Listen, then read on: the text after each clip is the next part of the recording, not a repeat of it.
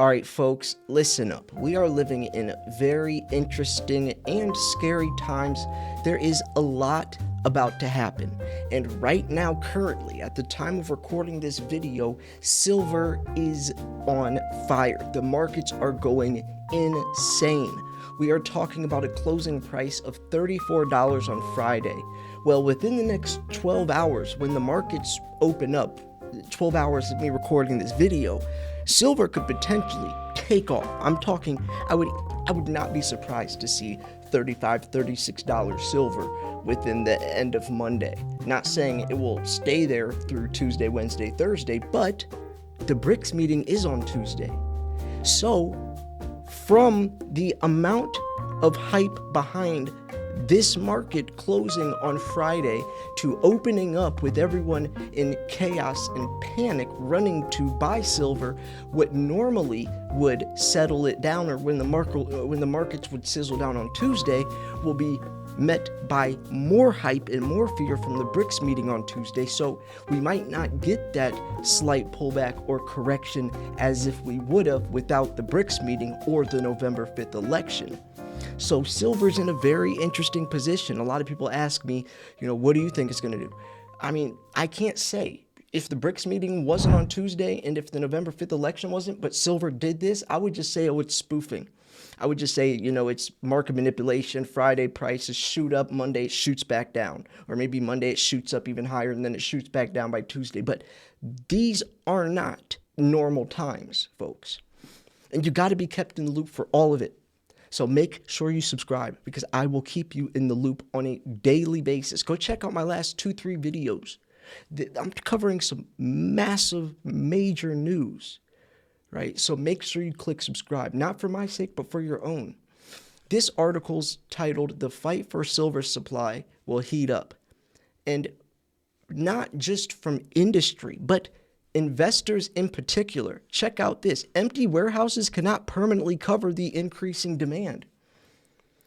It's not just solar panels deficit, or it's not just industries like Tesla having a hard time finding silver. We're talking about this will fall back to actual investors like you and I having a hard time as well.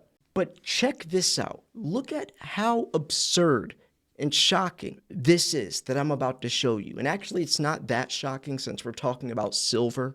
I mean, the silver rabbit hole runs deep. Check this out. This is a title mentioning how industrial demand for silver cannot be met, right? Silver is a scarcer commodity than many of our contemporaries currently believe. But look at this. Why is silver missing from the U.S. critical materials list? We have all of these other elements that I'm sure a lot of us have never even heard of. Lanthanum, zirconium, thulium, those are on the critical minerals list. But why isn't silver? When silver is much more valuable, much more needed, much more essential than all of these. Europium, why isn't silver on here? It's for a reason.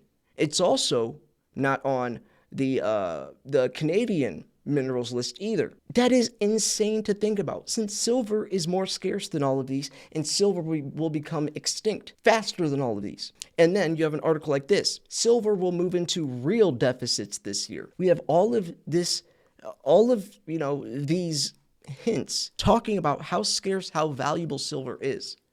And now we're seeing the silver shortage catch up to its natural price without the suppression of the West, since now we are meeting that with China. Nevertheless, I also want to show you something else real quick before we jump into this article. Warren Buffett owns 3,500 tons of silver. Warren Buffett is a huge silver advocate, but he will not touch gold with a 10-foot pole. Look at 3 things he said about gold. Gold has 2 significant shortcomings, being neither much of use nor procreative. True, gold has some industrial and decorative utility, but the demand for these purposes is both limited and incapable of soaking up new production. Meanwhile, if you will own 1 ounce of gold for an eternity, you will still own 1 ounce at its end. But 2, it won't do anything except look at you, right? Gold is used for coins and bars and jewelry. Silver is useful. That's why Warren has 3,500 tons of silver. That's why right here, Buffett values, it relates back to its usefulness, and without specific use, gold has neither. Interestingly, the same thought process does not apply to silver. Buffett has put his money into silver before and believes its dual nature as both precious and industrial metal make it useful and therefore valuable. And gold is a way of going long on fear. With an asset like gold, basically it's way going on fear. It's a pretty good way of, I get what he's trying to say, right? It's more of monetary metal, so it only flourishes in times of economic uncertainty, where gold, where silver it doesn't matter if the economy's in good or bad shape because it's industrial nature as well. So yeah, it's interesting that all these billionaires invest into silver, and now Russia is actually, like 3 days ago, that news came out that Russia's now focusing on silver as well. They're piling up their silver reserves, right before the BRICS meeting on Tuesday as well. Interesting, but anyways, so silver is more scarce than our contemporaries currently believe. Admittedly, as a precious metal, silver has always been rarer than other metals and therefore more valuable. But does that mean it should be scarce? Unfortunately, the past is not a template of the future at this point, because today there are no longer full stocks that could be drawn on when needed in the past. And that's a good point. People say, well, that's happened in the past where a huge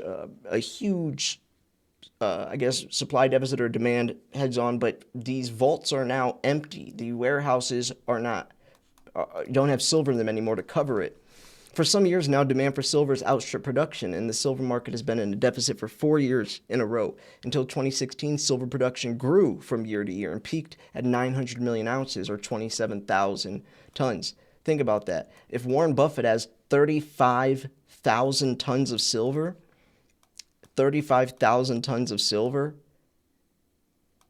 and 27,000 tons is 900 million ounces, that means Warren Buffett has like over 1 billion ounces of silver. At the same time, the price of silver was $13 an ounce.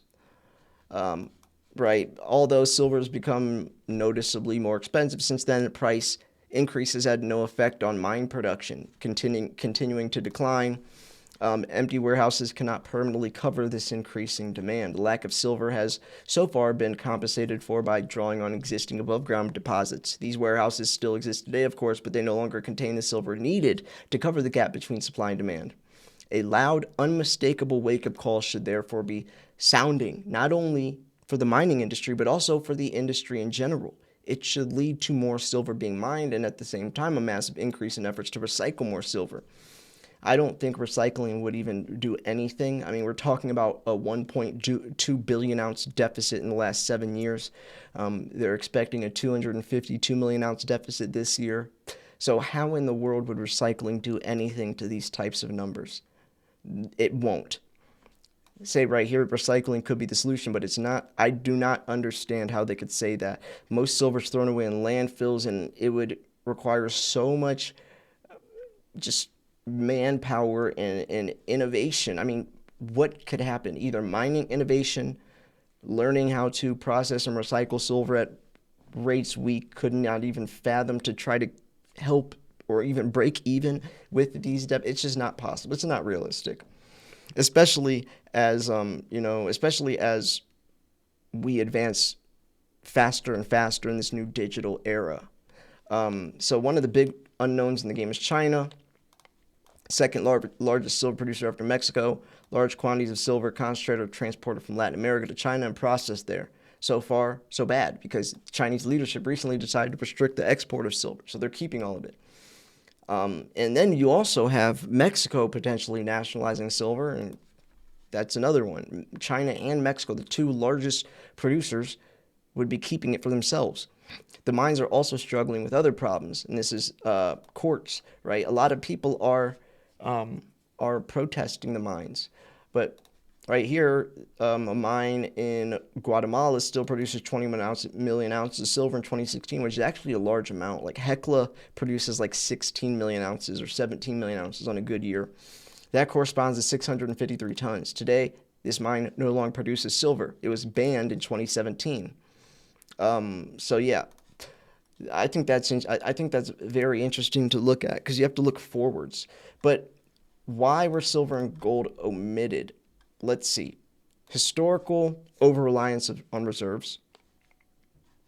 Okay, here's the exclusion, or they're saying factors that could explain why. Um, Strategic scarcity, military applications such as missile guidance system, communication devices, defense electronics, possible the full extent of military is classified, keeping it off public lists to avoid disclosing sensitive information about. Okay, so since silver is needed so much in military, maybe they're keeping it off there so numbers, because I mean the U.S. military stopped showing or even mentioning their silver reserves at all. And there's actually a website, silverwars.org, where you can look at all that. Very interesting website. So economic factors, data limitations, but I think it has to do with just plain trying to hide this secret. Because look at this. Despite being omitted, silver remains a critical component in many areas, military and industrial demand. So yeah. Anyways, yeah, there's a lot happening right now, and I think that we are getting closer and closer to that time where something actually does pop.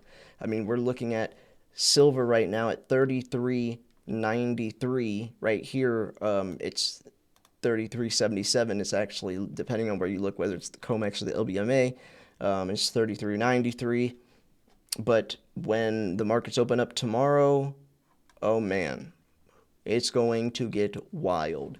So make sure you stick around and make sure you subscribe, because you're going to want someone updating you constantly, daily, of what's happening with the markets on Monday, what's happening on with the BRICS meeting on Tuesday, what's happening with the Feds and the FOMC, and what's happening with all of that I cover on a daily basis. It's your one-stop shop. If you are subscribed anywhere else, I cannot guarantee, because I don't watch them. I don't know if they update on a daily basis as thoroughly as I do. I mean, I haven't heard anyone else mention that right now silver's at all-time highs in the Russian ruble, the Indian rupee, the Australian dollar, the Canadian dollar, the African rand, and the euro. Silver's at all-time highs in all those currencies. And did you know that silver is up 80% in the last 2 years? Gold's up 60%. Silver's up 80% in the last 2 years. 80. Silver's up 80% in the last 2 years. Think about that. But anyways, folks, I'm going to wrap this video up here. Make sure you subscribe. Make sure you subscribe. And yeah.